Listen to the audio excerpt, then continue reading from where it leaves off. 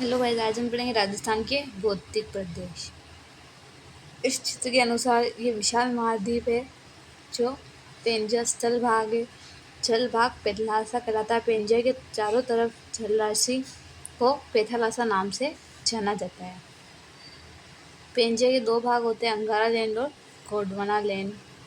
ये अंगारा लैंड और गोंडवाना लैंड, इनके बीच से तैतीस सागर की उत्पत्ति होती है। अंगारा लैंड यूरेशियन प्लेट अंगारा लैंड का भाग है। इंडियन प्लेट गोंडवाना लैंड का हिस्सा है। भूगर्भिक समय सारणी राजस्थान के संदर्भ में महाकल्प कौन सा कल्प युग था? समुदाय और शैल समूह। आद्य महाकाव्य था। प्री कैम्बियम युग या इस काल में अरावली की उत्पत्ति होती है। अरावली महासमूह दक्षिण पश्चिम व दक्षिणी राजस्थान में जाडोल व उदयपुर समूह है।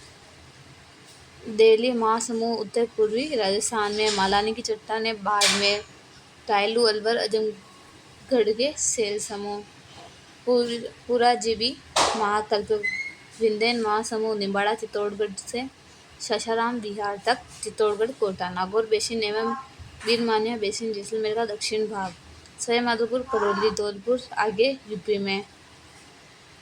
परमियम कार्बोनिफेरस युग बाब बोल्डर और खादूरा बालू कास्म फलोदी बालू का पत्थर चूना पत्थर एवं हिमवाहित मलबा।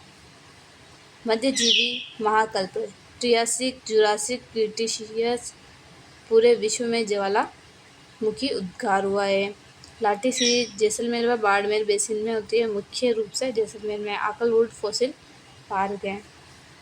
अरावली से संबंधित चट्टानें अरावली महासमूह जाडोल उदयपुर, दिल्ली महासमूह रायलू समूह अलवर समूह की चट्टानें, अजमगढ़ शैल समूह की चट्टानें।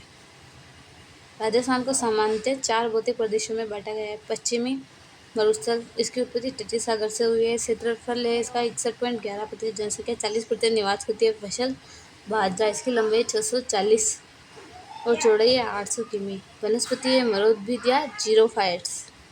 दूसरा है अरावली की उत्पत्ति गोंडवाना लैंड से हुई है। क्षेत्रफल 9% और जनसंख्या 10% है। पूर्वी मैदानी प्रदेश, उत्पत्ति हुई है तैतीस सागर से और जनसंख्या 39% निवास करती है। क्षेत्रफल है इसका 23%। दक्षिण पूर्वी पठारी क्षेत्र है। क्षेत्रफल 6.19%, जनसंख्या 11% निवास करती है। उत्पत्ति गोंडवाना लैंड से हुई है। राजस्थान को सर्वप्रथम 1968 में वीसी मिश्रा ने अपनी पुस्तक राजस्थान भूगोल में 7 भौतिक प्रदेशों में बांटा है। पहला है पश्चिमी मरुस्थल, अक्षांशीय विस्तार 25 डिग्री से उत्तरी अक्षांश से 30 डिग्री 12 उत्तरी अक्षांश, देशांतीय विस्तार है 69 डिग्री 30 मिनट पूर्वी देशांतर से 75 डिग्री 45 पूर्वी देशांतर। पश्चिमी मरुस्थल को ईश्वरी प्रसाद ने रुष्क प्रदेश कहा है। चीनी यात्री हैंसांग ने इसे गुज्जर यात्रा कहा है। ढाल है उत्तर पूर्व से दक्षिण पश्चिम की ओर। मरुस्थल कई प्रकार के होते हैं, जैसे ईदग पूर्णतः रेतीला मरुस्थल होता है। फलोदी, पोखरण और बालोतरा बाड़मेर ये चट्टानी मरुस्थल है। इसके बीच में हमादा पाया जाता है। रेंग मिश्रित मरुस्थल, जिसे बालू रेत के साथ साथ मोटे कंकड़ भी पाए जाते हैं। जलवायु के आधार पर पश्चिमी मरुस्थल के 2 भागों में बांटे गए हैं, एक तो शुष्क और एक अर्ध शुष्क। शुष्क में 25% सेमी वर्षा होती है और अर्ध शुष्क में 50 सेमी से 500 मिलीमीटर सम वर्षा। यह वर्षा रेखा राजस्थान के 2 भागों में बांटती है। 25 सेमी 250 मिली सम वर्षा। यह वर्षा रेखा पश्चिमी मरुस्थल को 2 भागों में बांटती है। मरुस्थल 2 प्रकार के होते हैं। शुष्क मरुस्थल उच्चावास के आधार पर 2 भागों में बांटा गया है। बालू का स्तूप युक्त 58.50, बालू का स्तूप मुक्त 41.50। अर्ध शुष्क भौगोलिक संरचना के आधार पर 4 भागों में बांटे गए। घग्गर बेसिन, शेखावटी अंतर प्रवाह प्रदेश, नागौरी उच्च भूमि, गोदावरी क्षेत्र और लूणी बेसिन। बालू का स्तूप युक्त 58.50%। रेत के टीले पाए जाते। स्थानीय भाषा में दोरे या दर्जन कहते हैं। बालू का स्तूप के प्रकार है। अनुप्रस्थ बालू का स्तूप, इसका आकार है समकोण के समान। पाए जाते हैं पुंगल, बीकानेर, रावसर, हनुमानगढ़, सुजानगढ़, चूरू, सूरतगढ़, श्रीगंगानगर, शेखावटी क्षेत्र। अनुदैर्ध्य बालू का स्तूप हवा की दिशा में समांतर चलते हैं, इसलिए इनको रेखीय लाइनर प्रवाहानुवर्ती स्तूप कहते हैं। पाए जाते हैं फलोदी, जैसलमेर, बाड़मेर, चूरू और जोधपुर। बरखान बालू का स्तूप आकृति अर्धचंद्राकार और यह बालू का स्तूप सर्वाधिक गतिशील बालू का स्तूप है। वह सबसे अधिक नुकसानदायी बालू का स्तूप है। नोट: रेत के टीलों का आगे बढ़ना रेगिस्तान मार्च कहलाता है। पाए जाते हैं बालेरी चूरू, ओरछा जोधपुर, करणी माता बीकानेर, लोणगंज बीकानेर, पोखरण मोहनगढ़ जैसलमेर, सूरतगढ़ श्रीगंगानगर। तारा बालू का स्तूप पाए जाते हैं सूरतगढ़ श्रीगंगानगर, सोहनगढ़ मोहनगढ़, पोखरण जैसलमेर। नेटर बालू का स्तूप श्रीगंगानगर, हनुमानगढ़ और अनूपगढ़ में पाए जाते हैं। सब्र का पीर बालू का स्तूप, यह बालू का स्तूप एक झाड़ी से दूसरी झाड़ी पर जाकर बैठता है। पाए जाते हैं पुष्कर, बुड्ढा पुष्कर, नाग पहाड़ अजमेर, चौबनेर जयपुर, हर्ष पर्वत सीकर कुचामन। पैराबोलिक स्तूप पाए जाते हैं संपूर्ण मरुस्थल में। सब्र बालू का स्तूप मरुस्थल की शब्दावली। मरोड़ किसे कहते हैं? बालू का स्तूप के मध्य निम्न भूमि जिसमें वर्षायुक्त जल होता है। इंसेलबर्ग मरुस्थल की उबड़ खाबड़ चट्टान पाई जाती है माउंट आबू में। पेडिमेंट पर्वतीय क्षेत्र। बालसन अस्थायी झीलों के सूखने से बना मैदान। रन टाट या प्लाया नमकीन व लवणीय क्षेत्र। दलदली भूमि अस्थायी झील। बाफस फलोदी पोखरण जैसलमेर, कन्नौज ब्रह्मासर भागरी जैसलमेर, थोपसन डांड लवणीय झील या गर्त। खड़ीन जैसलमेर के पालीवाल ब्राह्मणों द्वारा की जाने वाली जल संरक्षण पद्धति व कृषि। बालू का स्तूप मुक्त 41.50।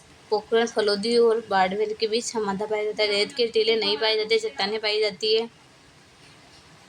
ये लाटी सीरीज जिसमें मोहनगढ़ से लेकर पोखरण जैसलमेर तक यह भूगर्भ जल पट्टी कहलाती है। अक्कल वुड फॉसिल पार्क स्थित है। जुरासिक युग के अवशेष पाए जाते हैं। सेवन घास पाई जाती है जिसे घोड़ावन खाता है।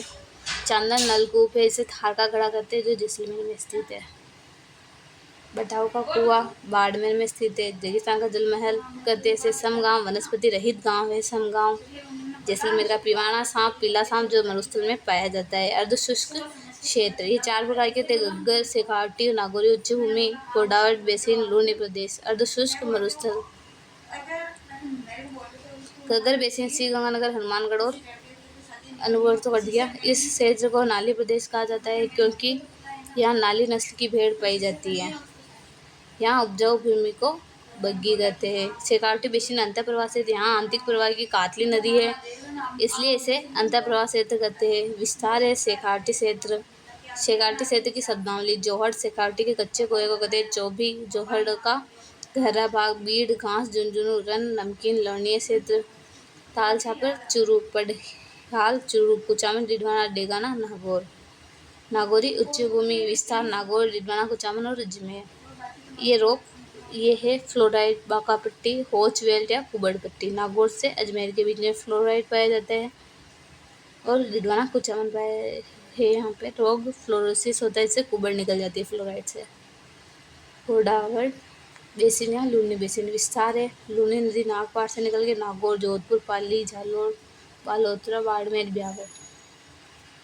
पीपलूद बालोतरा मारवाड़ का लघु माउंट आबू कहा जाता है। 56 की पहाड़ियाँ बालोतरा बाड़मेर में स्थित है। अब अरावली पर्वतमाला सबसे प्राचीन वलित पर्वतमाला है।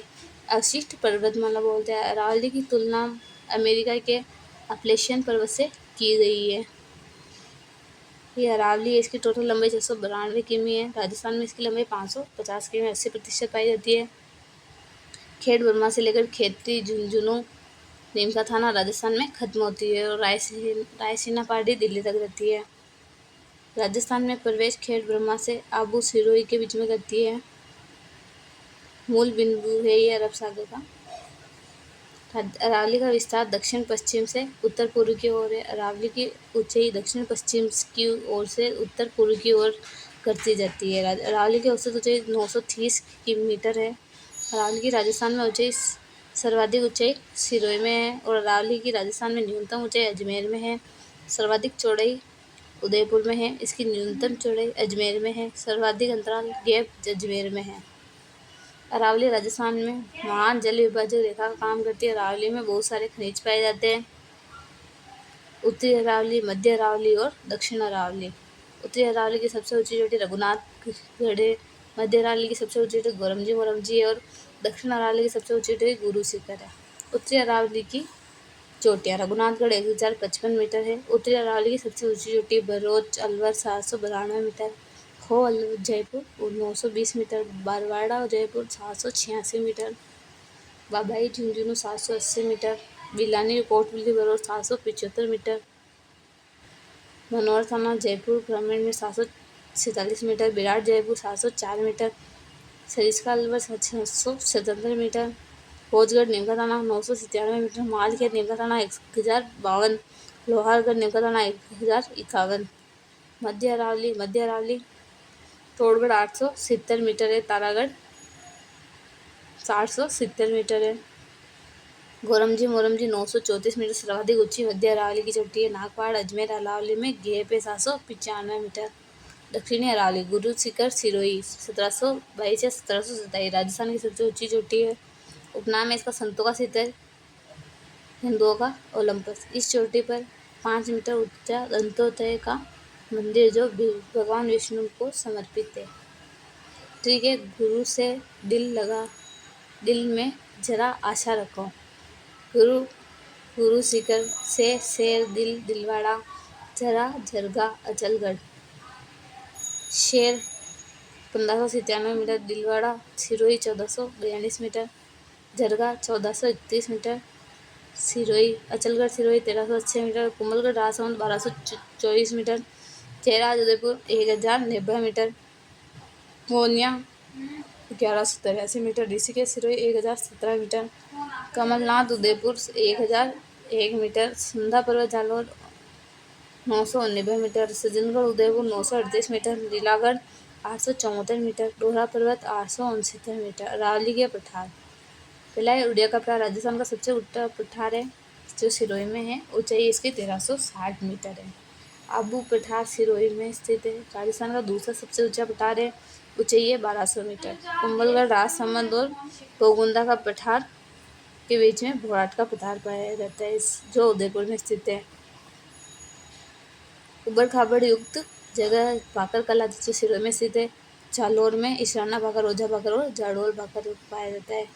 होमट का पठार उदयपुर में स्थित है, भील जाति इस पठार पर निवास करती है। जैसलमेर के पूर्व में लसाडिया का पठार है, सलोमर में पाया जाता है।